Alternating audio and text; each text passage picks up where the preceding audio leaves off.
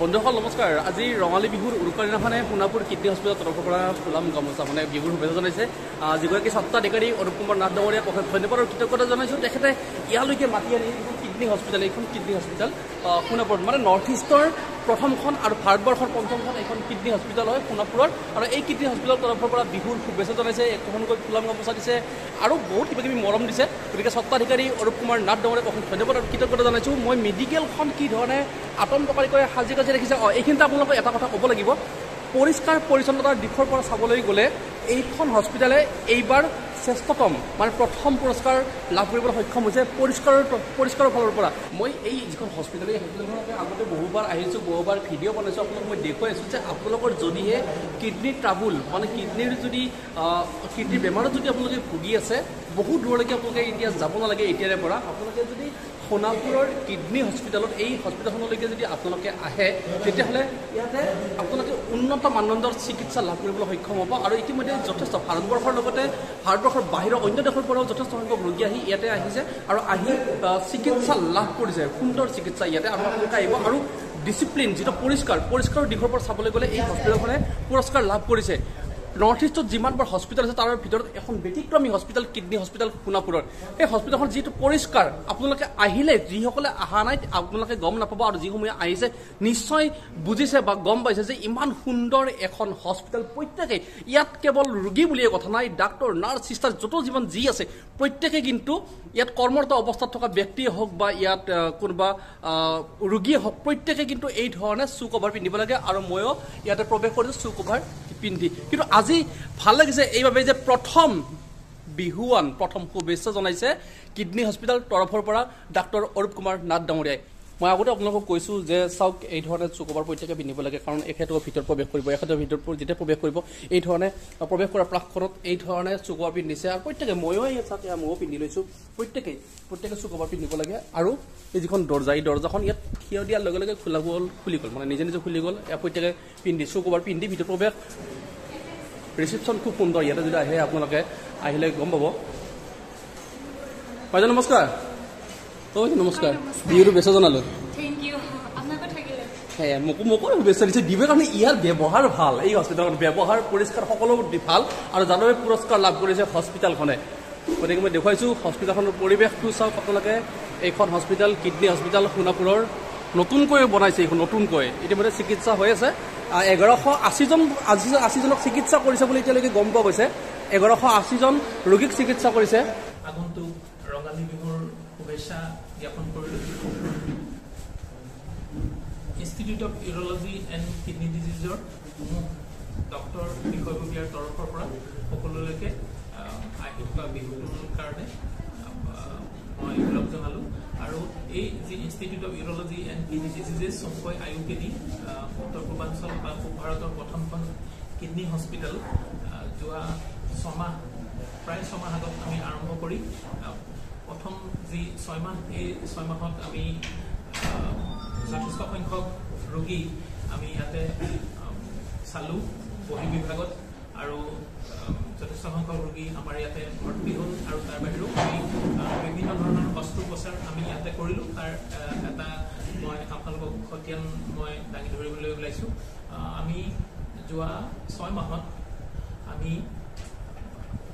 1100ৰো অধিক ৰোগী আমি ইয়াতে বহিৰ্বিভাগত আমাৰ পৰামৰ্শৰ বাবে আহিছিলে। তাৰে 800 ৰোগী আমাৰ ইয়াত বিভিন্ন ধৰণৰ অস্ত্ৰোপচাৰ, মেজৰ মাইনৰ এনেকুৱা ধৰণৰ আমাৰ অস্ত্ৰোপচাৰ হৈছে। তাতে 50জনতকৈ অধিক ৰোগী কৰ্কট ৰোগত ভুগি থকা কেঞ্চাৰ ৰোগী ইয়াতে বিভিন্ন অত্যাধুনিক চাৰ্জাৰী, কিডনীৰ কৰ্কট ৰোগ, প্ৰষ্টেট গ্ৰন্থিৰ কৰ্কট ৰোগ, ইউৰিনাৰী ব্লাডাৰৰ কৰ্কট ৰোগৰ 50জনতকৈ অধিক ৰোগী আমি সফলভাৱে অস্ত্ৰোপচাৰ কৰিবলৈ সক্ষম হওঁ। আৰু আটাইতকৈ বেছি ৰোগী আমাৰ ইয়াত যিসকল অস্ত্ৰোপচাৰ হ'ল যোৱা 6 মাহত তেওঁলোক হ'ল আমাৰ কিডনীৰ পাথৰৰ সমস্যাত ভুগি থকা ৰোগীসকল। 300তকৈও অধিক ৰোগী বিভিন্ন ধৰণৰ অত্যাধুনিক লেজাৰ বা এণ্ডস্কপিক টেকনিকত আমি RIRS, URSL, PCNL, RIRS এনেধৰণৰ এনেধৰণৰ পদ্ধতিৰে আমি কিডনীৰ পাথৰৰ আমি সুচিকিৎসা কৰিলোঁ। প্ৰষ্টেট গ্ৰন্থিৰ যিসকল বাহিৰ অহা BPH বুলি কয় 80জন ৰোগীক আমি লেজাৰ পদ্ধতিৰে, ভলিউম লেজাৰ পদ্ধতিৰে আমি অপাৰেশ্যন কৰিলোঁ। ব্লাডাৰ কেঞ্চাৰ 20জন ৰোগীক আমি সফলভাৱে অস্ত্ৰোপচাৰ কৰিলোঁ। আৰু আমাৰ বিভিন্ন ডায়েগনষ্টিক যেনেকৈ আমাৰ 15 ৰোগীক আমি আল্ট্ৰাছনোগ্ৰাফি ইয়াতে কৰিলোঁ আৰু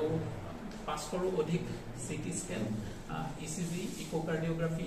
ইউৰোডাইনামিক্স ইউৰোফ্লোমেট্ৰি আদি বিভিন্ন ধৰণৰ অত্যাধুনিক ইউৰোলজি বিষয়ক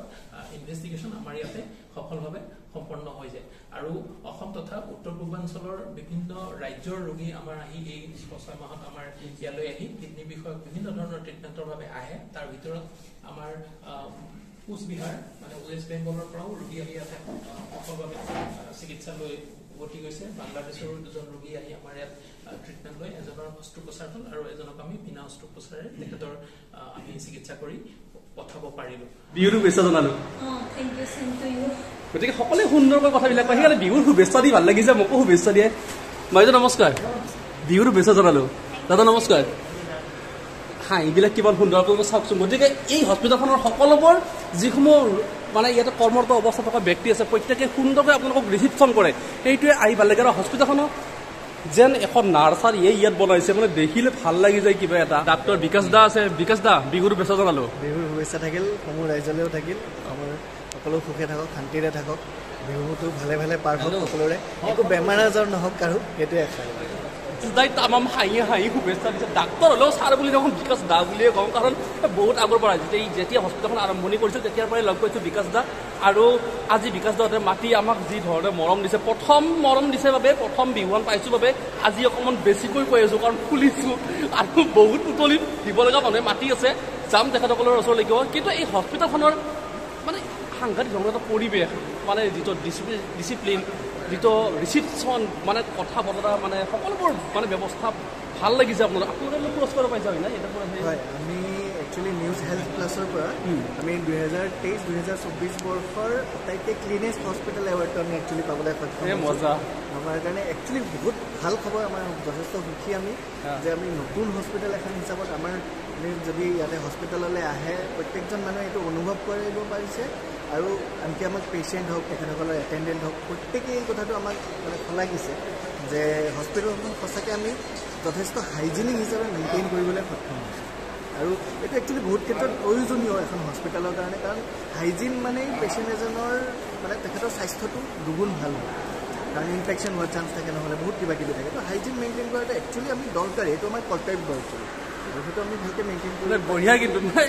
আহি থাকিলে গম পোৱা যায় এইখন মেডিকেল নে কি বাহিৰত নাৰ্চাৰীৰ দৰে এটা পৰিৱেশ পোৱা যায় সুন্দৰ পৰিৱেশ নেচাৰেল বিউটি এটা আছে ভিতৰত সোমালেও মেডিকেল নগোন্ধাই মেডিকেল নালাগে বহুত মানে বহুত কেতিয়াবা কয় বহুতে ছাগলী খালে ছাগলী নগন্ধালে কি ছাগলী মাংস সেনেকৈ বুলি কয় এতিয়া মেডিকেলত সোমাইছোঁ মেডিকেল নগন্ধাই কি মেডিকেল নাই এইটো একচুৱেলি এটা মানুহৰ ফবিয়া যিটো ভয় এটা মেডিকেলত সোমালেই মানুহৰ এটা ভয় আছিল আগতে যে মেডিকেলখনত সোমালেও মানে এটা গোন্ধ এটা আহে সেইটো এটা মানে চাইক'লজিকেল এটা হেৰি কৰে যে মোৰ কিবা বেমাৰটো ঠিক নহ'ব নেকি কি নহ'ব ইয়ালৈ আহিলে হয় বহুত মেডিকেলত তেনেকুৱা হয় যে বেমাৰীৰ লগত ৰখীয়াজনকো বেমাৰীয়ে লাগে মানে ৰখি থাকিলে এনেকুৱা লাগে কিন্তু ইয়াত আহিলে সেইটো পৰিৱেশ নাই সেইটো আমি ট্ৰাই কৰিছোঁ সেইটো ভালকৈ মেইনটেইন কৰিবলৈ আমি হস্পিটেলখনৰ চাৰিওকাষে আমি সেউজীয়া পৰিৱেশ এটা দিবলৈ ট্ৰাই কৰিছোঁ যাতে মানুহ এটা যিটো কয় আমি মানে অকল টেবলেট বা মেডিচিনেদি নহয় আমাৰ নেচাৰেদিও মানুহজনে যাতে ভাল হয় সেইটো আমি ট্ৰাই কৰোঁ ইয়াতে এখন কেণ্টিন আছে কেণ্টিনখন আপোনালোকক দেখুৱাম কিমান ধুনীয়া কেণ্টিন এখন আছে আপোনালোকে বাহিৰত খাবৰ কাৰণে যাব নালাগে ভিতৰতে সুবিধা আছে আৰু কম দিনৰ ভিতৰতে ইয়াত এখন অতিথিশালা নিৰ্মাণ কৰি থকা হৈছে কম দিনৰ ভিতৰতে এইখন সম্পূৰ্ণ হ'ব আৰু তাৰপিছত আপোনালোকে ইয়ালৈকে যেতিয়া আহিব হস্পিটেললৈকে যেতিয়া আহিব থাকিবৰ কাৰণে আপোনালোকে বহুত দূৰলৈকে আৰু ঘৰ বিচাৰি ভাড়া ৰুম বিচাৰি যাব নালাগে ইয়াতে থকা খোৱাৰ সকলোবোৰ ব্যৱস্থা হ'ব কেৱল কেইটামান দিন অপেক্ষাত আপোনালোকে থাকক আপোনালোকক দেখুৱাই ল'ব বিচাৰিছোঁ যিখন কেণ্টিন আছে আৰু বাহিৰৰ পৰিৱেশ কিছু আপোনালোকক দেখুৱাই ল'ব বিচাৰিছোঁ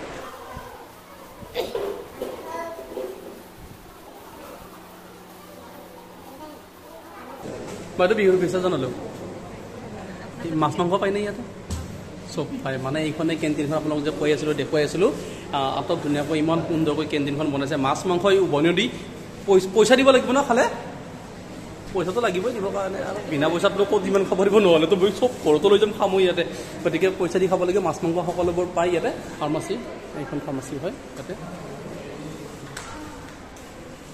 এয়া হ'ল বাহিৰৰ দৃশ্য এয়া হ'ল বাহিৰৰ দৃশ্য চাওক কিমান ধুনীয়া এটা পৰিৱেশ যেনে এইখন নাৰ্চাৰী সি ইয়াত সজাই ৰাখিছে ইমান ধুনীয়াকৈ ধুনীয়াকৈ আৰু এইটো এটা